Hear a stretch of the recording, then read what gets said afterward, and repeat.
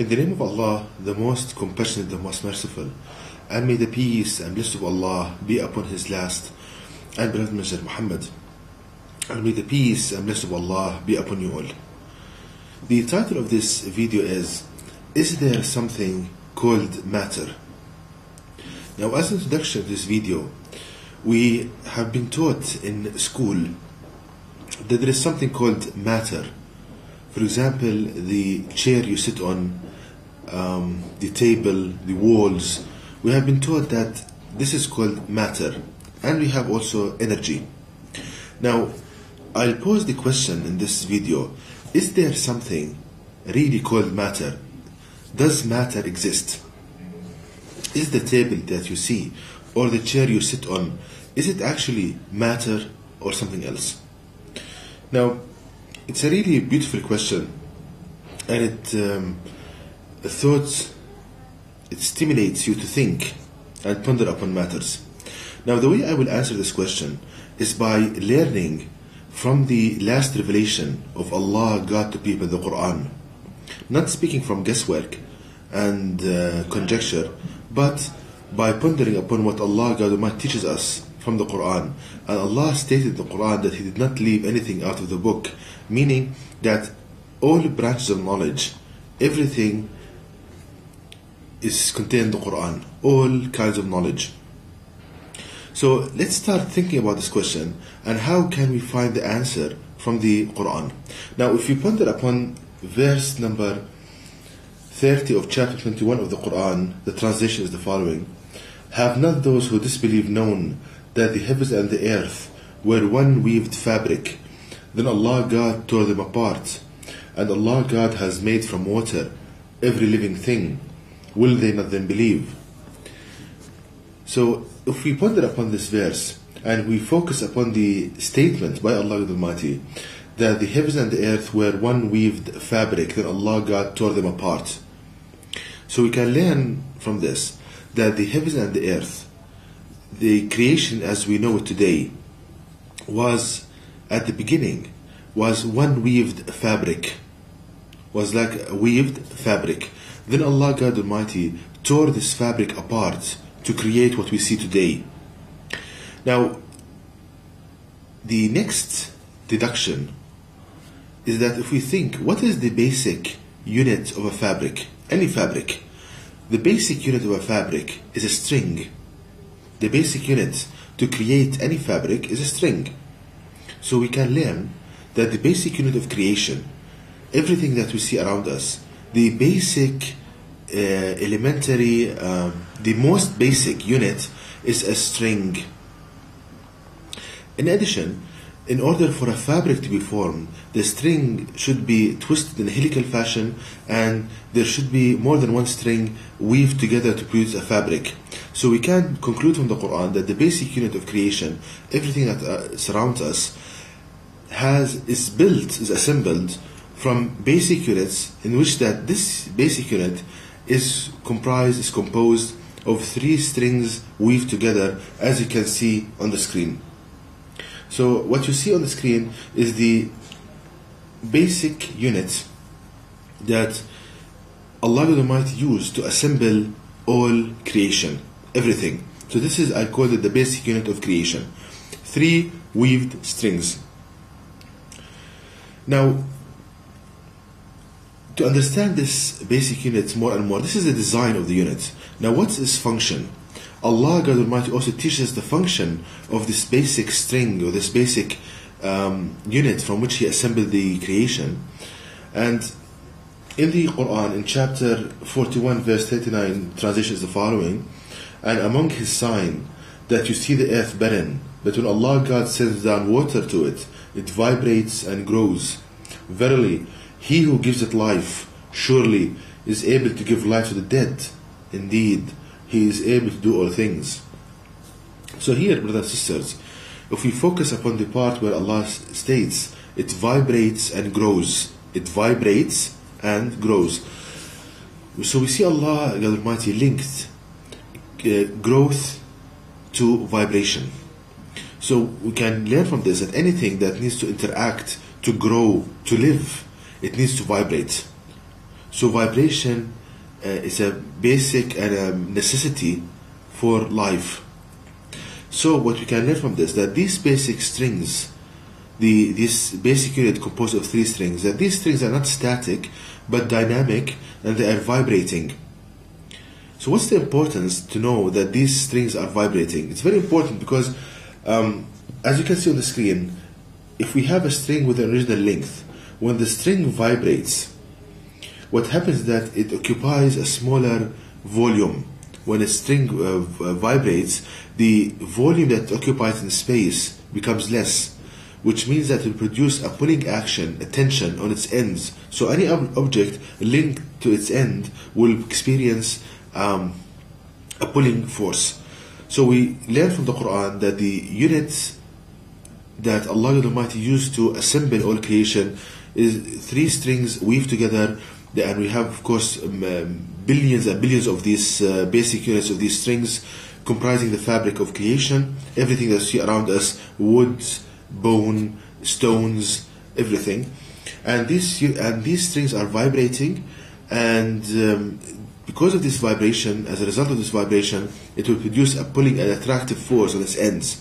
So we can see here that also in the verse, chapter 21, verse 30, when Allah stated that He created the heavens and the earth, that they were one weaved fabric, and Allah tore them apart, we notice that the Creator did not say that He changed the fabric of creation. It's the same fabric, but it's torn apart. Like, and for Allah brings the best of examples, if you have fabric and you tear it apart, it remains the same units, the same basic comprising units, but becomes torn, small pieces and large pieces. But the essence, the basic fabric, the basic units is the same.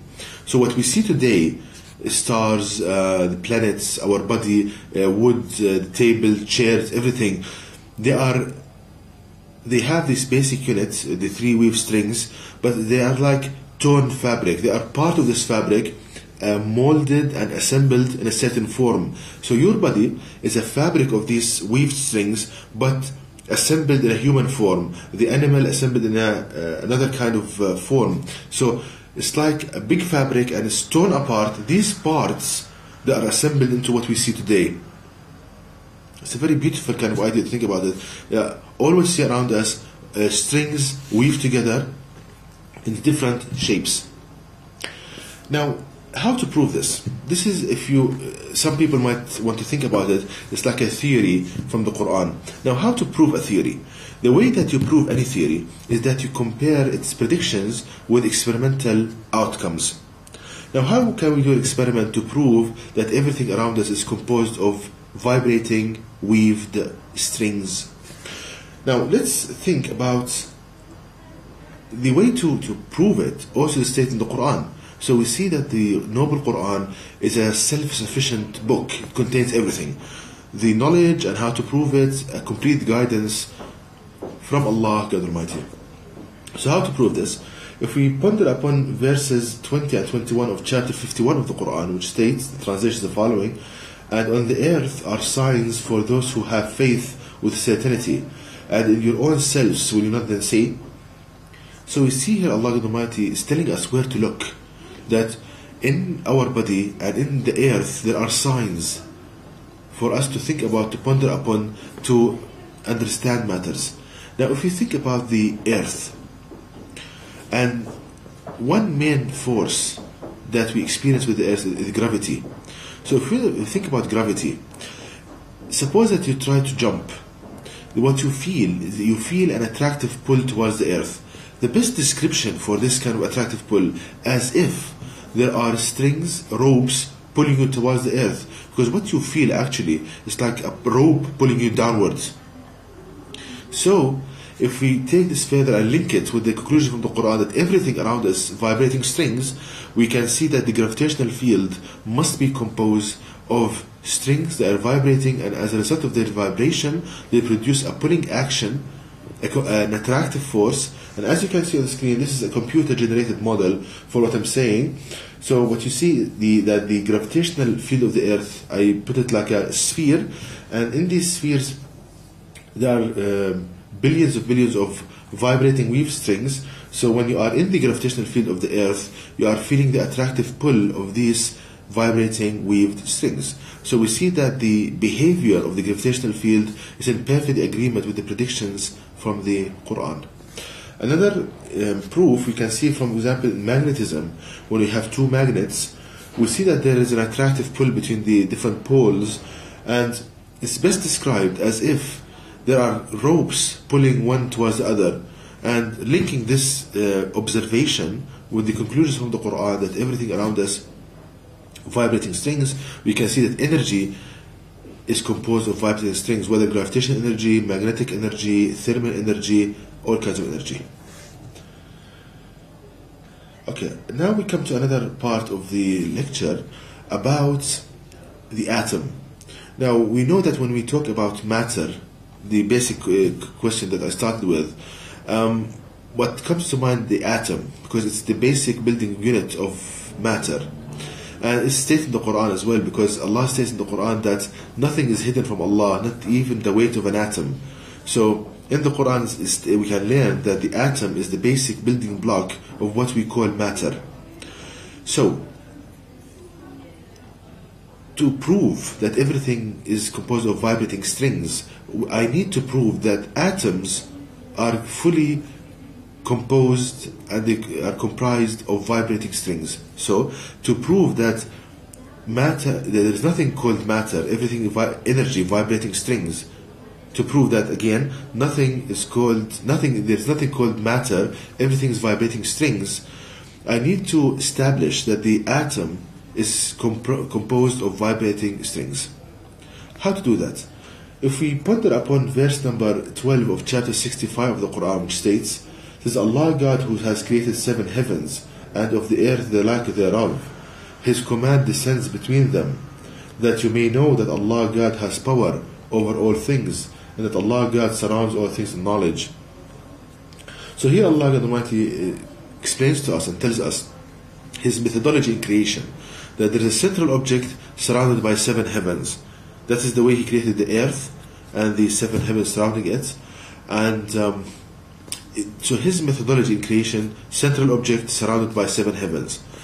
And we know that the methodology, the way Allah creates anything, the methodology, the way is the same, it's constant, because one creator, one way of creation.